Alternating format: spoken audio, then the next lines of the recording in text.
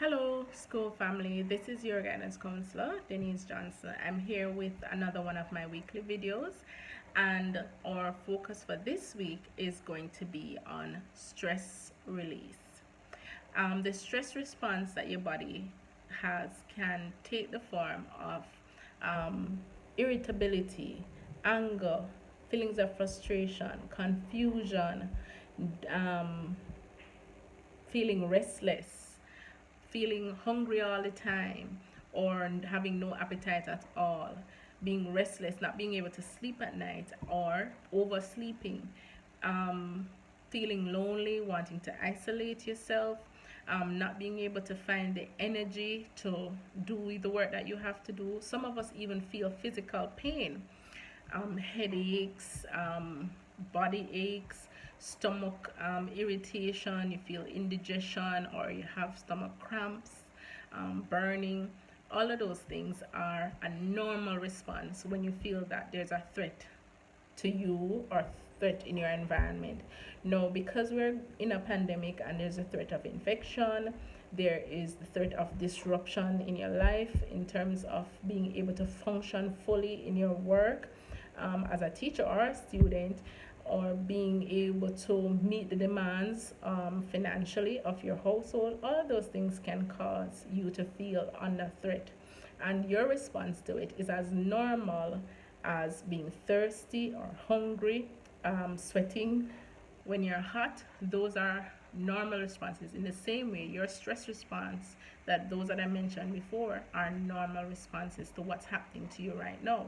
So you're not going crazy, you're not alone, and nothing is wrong with you because you can't seem to find the energy to get up out of bed in the morning, or you're crying throughout the day, or you're angry and irritated at everybody. there's there's nothing abnormal about those responses considering what we're experiencing right now. But while those that might be true, there are ways for you to cope. There are ways for you to manage better so you can be able to do your best in the situation that we're in right now. So I'm going to list a couple things that you could do that would help to relieve some of the stress, and it's important to do them on a daily basis because the stress, we're not out of the pandemic, so the feeling of stress may return throughout the day or throughout the week. So you might have 2 good days where you're energized, you're going, you're full of hope, you're full of resilience, and another day you're not so up for it. So some of the things that you could do, I mentioned crying. Crying is a stress reliever. Bottling it up could very well cause you more stress than, and being afraid to cry will cause you more stress. Nothing is gonna happen if you cry. You're not gonna fall apart. Your limbs won't fall off. The world will not end. It's okay to cry. Crying is a way to release stress. A good cry, like with some bawling and all of that, can actually help to relieve some of that stress. It's like pulling the top off a wine bottle and hearing that pop.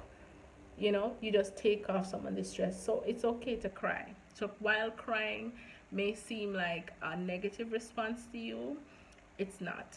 Crying is healthy, a good cry. And sometimes some of us find it hard to cry. I'm going to encourage you. You know those sad movies, those mopey movies? Watch one of them. You know that movie that have that touching scene in it? Watch one of them and take follow along with the character as they go through their heartbreak and their stressful situation, and cry along with them, because you will feel better at the end. Give yourself permission to cry and go ahead and enjoy that cry. Another side is the opposite of that. Laugh. Call a friend, make some jokes, talk about some funny memories that you have. If you're not be able to do that, because if you're not being able to do that because of your phone situation, or they may be out of touch, watch a funny show. The one that does it for me all the time is Big Bang Theory. That's one of my favorite shows, and I always laugh at their jokes. So find your favorite show and have yourself a good laugh. And when I say laugh, I'm not talking a smile or a chuckle. One of those laughs that you feel way down in your belly and your whole body shake and you want to roll off of the couch. Laugh. That's the second thing. The third one is to make a connection with someone. Right now with social distancing, you're not touching anybody that's outside your home. You're staying the 6 feet away that the government recommends when you go out. But even looking in somebody's eyes, taking a moment to connect with someone who you love, who you trust, and you respect. It can be a family member, a relative, it can be a friend. Call them up, video call, stare into their eyes, hold their hand if it's somebody that's within your household that you can engage in that way. If you have somebody in your household that you love, like, respect, give them a hug. And it's a hug that's gonna last longer than 20 seconds. You're gonna stand fully bearing your weight and the other person bearing their weight. So you're not gonna lean into each other. You're gonna stand on your center of gravity and you're gonna hug a tight hug for 20 seconds for those who have somebody close enough to them that they can hug. And that signals to your brain that if we're hugging this long, there is no danger. The other thing that it signals to your brain is that take a moment, take a pause to pay attention, and you start thinking about how you feel about this person and the respect you have for them, the love you have for them. So if you have someone close by who you can hug, spend some time and hug that person. Another thing that you can do is be creative. Pick up journaling, write about how you're feeling, write a song, write a poem, you know, make a little play inside your house, you know. Be creative. Being creative and creating scenarios that take you away from the stress you're experiencing are a good way of relieving that stress. The other thing is to have positive social interactions. Call up persons. Persons are not gonna say, Lord God, what happened to a country?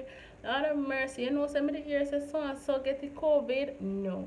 Call up those persons that are positive, that are going to give you positive experiences. They're gonna talk about what new they're learning, what funny story they heard, things that are uplifting and build your mood, that are positive. They're going to talk about the goodness of God and how, they're so fortunate that our country, our numbers are not where other countries' numbers are. Our death toll is not what other countries are. People are going to talk about how, the sunshine this morning, we have life and breath. God is good, let us carry on. So it might seem like this person has their head buried in the sand, but these positive interactions actually build you up and reinforce you and change your perspective. So don't talk to those people regularly, the people who are going to be downers and drag you down. No, finally, this is one of the most important things I want to leave you with.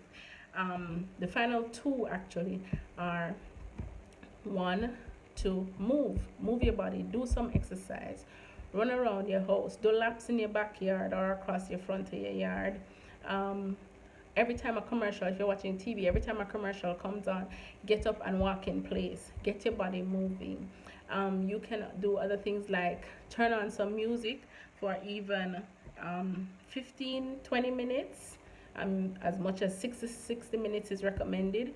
Turn on some music and dance. Move your body. Physical activity gets your body to use up all the extra adrenaline and glycogen that your body is releasing, and it's really expecting that you're going to run away with that energy that is giving you, and you'll be better able to focus once you've burnt up all that extra adrenaline and glucose that your body has released for your muscles to use up because of your stress response. And the final thing I want to share with you is that you can practice deep breathing. Take a moment, sit somewhere or stand squarely. You're not leaning over, you're not toppling over, you feel supported. Drop your shoulders and you're going to take a deep breath for a count of 5. So that's in 1, 2, 3, 4, 5, hold it. 2, 3, 4, 5, out. 2, 3, 4, 5, 6, 7, 8, 9, 10.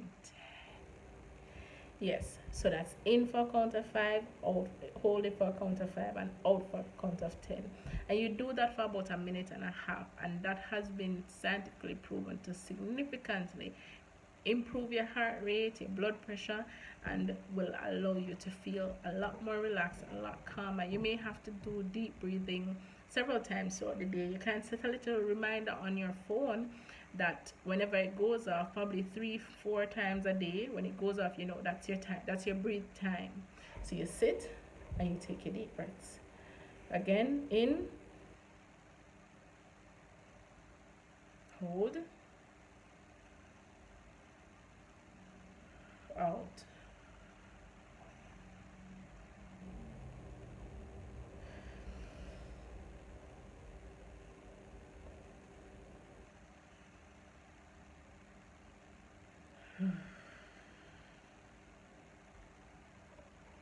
And those are my tips for you for today.